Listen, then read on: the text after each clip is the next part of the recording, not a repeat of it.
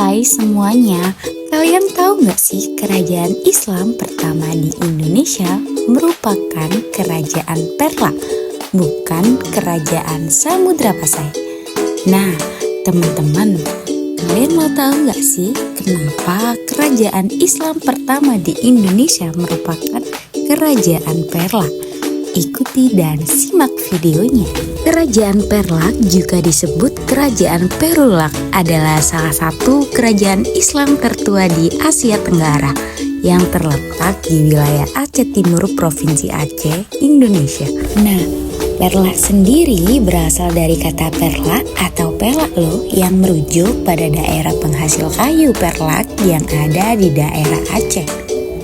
Kedatangannya Islam sendiri di wilayah tersebut, para pedagang Arab dan Persia yang berdagang di wilayah Selat Malaka mulai menyebarkan agama Islam kepada penduduk setempat. Mereka juga membentuk komunitas Muslim, menikah dengan penduduk lokal dan membangun pengaruh politik. Nah, kalian tahu nggak sih, raja pertama dari Kesultanan atau Kerajaan Perlak sendiri bernama Sultan Alaiddin Syekh Maulana Abdul Aziz loh teman-teman. Beliau merupakan seorang keturunan dari Arab dari kalangan Ahlul Bait Nabi Muhammad SAW. Ia diperkirakan menikah dengan putri lokal dan menjadi penguasa pertama Perlak atau raja pertama Perlak bercorak Islam. Kalian tahu nggak sih, dulunya kerajaan Perlak sendiri merupakan kerajaan yang bercorak Hindu-Buddha.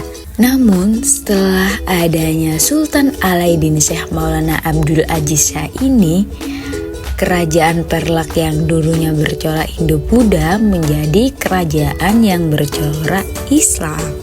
Dan yang terakhir, ada akhir kekuasaan dari kerajaan Perlak.